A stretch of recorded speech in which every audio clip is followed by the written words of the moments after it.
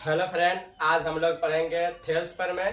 Thales प्रमेय एक important प्रमेय है जो कि बोर्ड एग्जाम में पूछा जाता है। तो थेल्स प्रमेय को हम लोग आधारभूत आनुपातिकता प्रमेय भी कहते हैं। तो थेल्स प्रमेय होता है क्या है, क्वेश्चन पूछा जाता है कि थेल्स प्रमेय को लिख करके सिद्ध करें। तो थेल्स प्रमेय का है कि यदि किसी त्रिभुज के एक भुजा के समांतर अन्य दो भुजाओं को भिन्न भिन्न बिंदुओं पर प्रतिच्छेद करने के लिए एक रेखा खींचा जाए तो यह अन्य दो भुजाएं एक ही अनुपात में विभाजित करती है। यह आपका कथन है।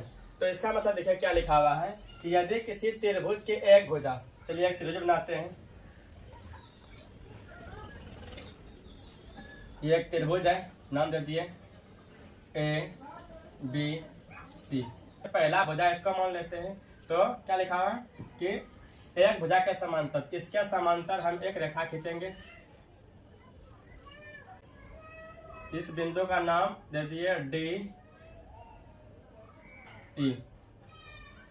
तो क्या करेंगे इसके बाद कि देखिए यहाँ पे जो चीज यहाँ पे किए हैं चित्र में, यहाँ पे लिखेंगे, दिया है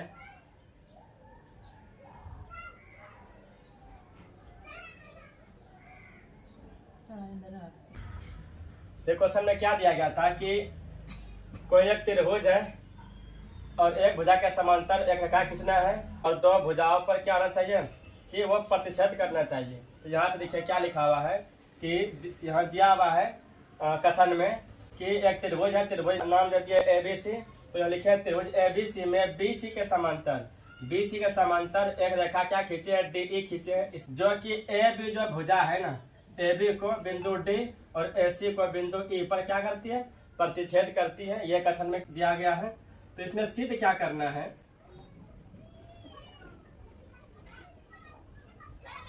सिद्ध करना है कि ये भुजा क्या अनुपात में है। तो भुजा देखिए ए से डी है बटे डी से बी बराबर ए से ई से सी। क्या ये ए डी बटे डी बी और ए बटे ई सी, क्या ये दोनों बराबर है? ये आपको क्या करना है, सिद्ध करना है। रचना करेंगे, रचना में लिखेंगे कि डी से ए सी पर लंब डालेंगे, इसका नाम दे देंगे एन, और ई से ये ए बी भुजा पे लंब डालेंगे, इसका नाम दे देंगे एम। यहां लिखेंगे रचना में डी से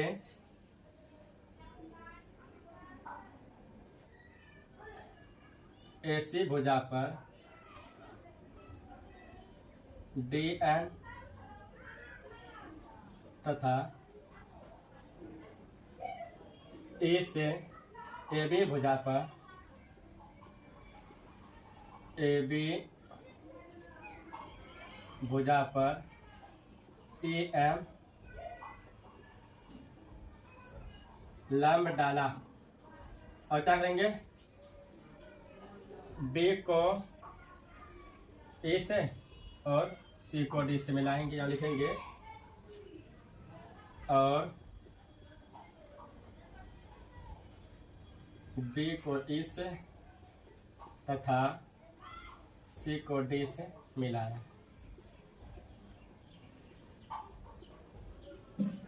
यह बिंदु दो भागों में बांट रहा है, एक ए से डी, डी से बी। तो ए से डी में कौन त्रिभुज बन रहा है, ए डी ई। तो ए डी ई एक त्रिभुज लेंगे, एक लेंगे डी बी ई, एक लेंगे यह त्रिभुज, क्योंकि ये जो डी बिंदु है ये दो त्रिभुजों में इसको, इस आधार को दो भागों में क्या कर रहा है, बांट रहा है। तो ए डी ई एक त्रिभुज लेंगे परमाण में, यहाँ लिखेंगे परमाण में त्रिभुज ए डी ई तथा त्रिभुज एक लेंगे डी बी ई में। तो ये क्या करेंगे, पहले क्षेत्रफल निकालेंगे इसका। ए डी ई का क्षेत्रफल यहाँ लिखेंगे एरिया ऑफ त्रिभुज ए डी ई का क्षेत्रफल अनुपात करेंगे एरिया ऑफ त्रिभुज किसका, डी बी ई में। सबको पता है कि त्रिभुज का क्षेत्रफल क्या होता है, हाफ गुना आधार गुना ऊंचाई। तो यहाँ लिख देंगे आधार गुना ऊंचाई, या सिस्लम भी बोल सकते हैं, हाफ गुना आधार शॉर्टकट में गुना ऊंचाई। अब देखिए यहाँ क्या करेंगे, हाफ है तो हाफ दे दिए 1/2 गुना आधार। अब ए डी ई का जो आधार है ए डी ई, तो इसका आधार ए से डी तक ही है, क्योंकि दो भागों में बराबर बराबर इसको बांट लिया, तो ए से डी आपका आधार हो गया। और ऊंचाई जो है, ये जो लंब डाला गया है, ये आपका ऊंचाई हो गया ई से एम। ये ए बी दोनों का लंब है, ई से एम, वो ए डी पर भी लंब होगा और डी से बी पर भी लंब हुआ वो, तो लंब जो होगा ई से एम, इस त्रिभुज में भी हुआ ई से एम बटे, देखिए इसका हाफ है गुना आधार।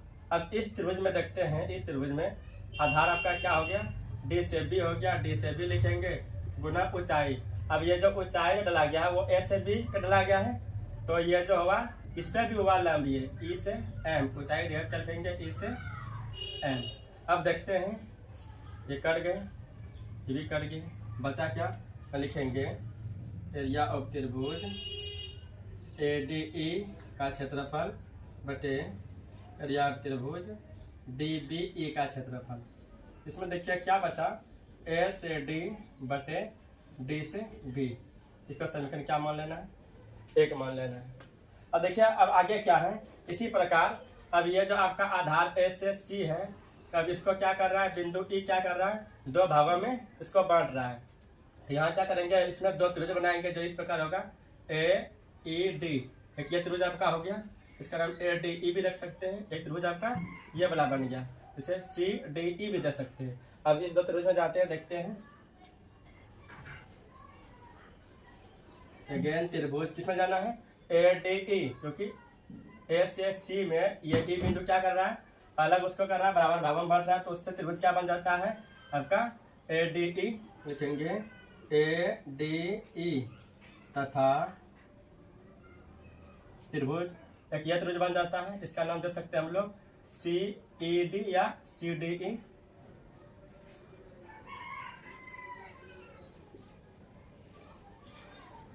ये हो गया। अब क्या करेंगे, इस दोनों त्रिभुज के क्षेत्रफल निकालना है, अनुपात में लिखेंगे एरिया ऑफ त्रिभुज ए डी ई का क्षेत्रफल, इसके बाद क्या है त्रिभुज सी डी ई। त्रिभुज का क्षेत्रफल क्या होता है, हाफ गुना आधार गुना ऊंचाई, तो हाफ लिखेंगे इस तरह। अब आधार का बात करें, ये पूरा आधार था, बट यहाँ पे एक ई बिंदु क्या कर लिया, अलग अलग भागों में बांट दिया, तो इसके लिए इस त्रिभुज के लिए जो आधार हो जाएगा आपका ए से ई हो जाएगा, ए से ई लिखेंगे गुना, और ये जो इस पूरे पे डी एन जो डाला गया है लंब, जिसको हम लोग ऊंचाई कहते हैं, ये लंब ए से सी तक के भुजा का है। अभी क्या है, ए से ई पे भी लंब हुआ है और ई से सी पे भी हुआ, तो लंब जो है यहाँ पे ए डी ई में डी से एन लंब लिखेंगे। अब त्रिभुज इसमें क्या है, इसमें भी आधार हाफ गुना आधार। अब आधार इसका यहीं पर होगा ई से सी, क्योंकि अलग अलग हो चुका है, ई से सी आधार भी हो गया, और ऊंचाई क्या होगा डी से एन। तो यहाँ देखिए क्या होता है,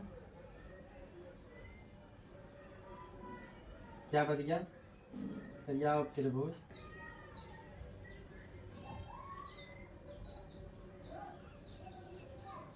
बराबर में ए ई बटे ई सी, ये समीकरण क्या हो गया, 2 हो गया। अब देखते हैं हमको निकालना क्या था, ए डी बटे डी बी, ए ई बटे ई सी। देखिए ये दोनों बराबर कब कर सकते हैं, जब मेरा ये बायां पक्ष दोनों बराबर होगा तब। देखते हैं ये ए डी ई है, यहाँ ए डी ई है, नीचे क्या है डी बी ई है, यहाँ पे डी बी ई नहीं है, इसका मतलब क्या है ये बराबर नहीं है। तो इसको खोजना है कि ये त्रिभुज है कहाँ, ये त्रिभुज देखते हैं डी बी ई, ये त्रिभुज है आपका, और सी डी ई ये त्रिभुज है। आगे देखेंगे, देख रहे हैं ये 2 त्रिभुज क्या हो रहे हैं, बराबर नहीं हो रहे, तो ये 2 त्रिभुज को हम खोजे तो यहाँ पे है, इस पे है और एक यहाँ पे है। तो ये देखते हैं कि एक ही आधार पे 2 त्रिभुज है, हमने पढ़ा है कि एक ही आधार पर बने 2 त्रिभुजों का क्षेत्रफल क्या होते हैं, बराबर होते हैं। तो यहाँ लिखेंगे क्योंकि एक ही आधार पर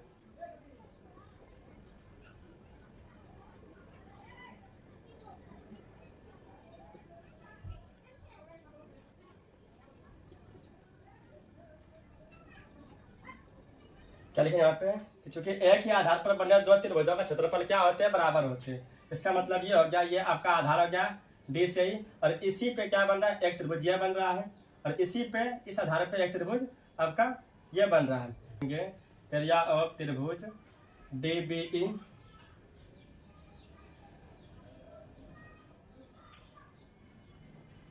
DBE इसका जो क्षेत्रफल है वो आपका CDE के बराबर हो जाएगा। ये समीकरण 3 मान लीजिए।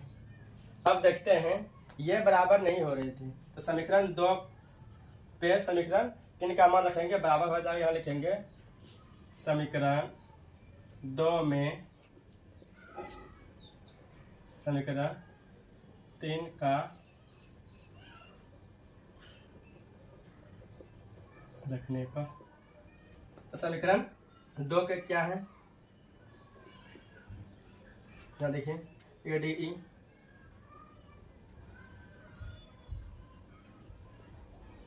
CDE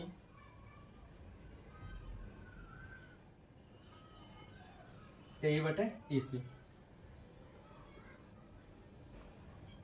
यहाँ देखिए क्या लिखा है कि यहाँ CDE के बदले में है DEB लिख सकते हैं, क्योंकि एक ही आधार पर बने दो त्रिभुजों का क्षेत्रफल बराबर होता है। यहाँ क्या करेंगे,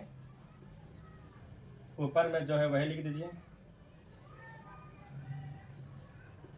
ये जो CDE है, तो CDE के बदले में DBE लिख सकते हैं समीकरण 3 से। तो क्या हो गया, AE बटे E से C।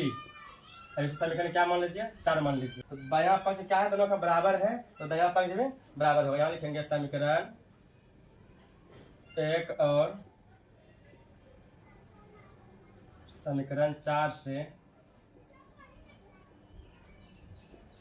हम पाते हैं कि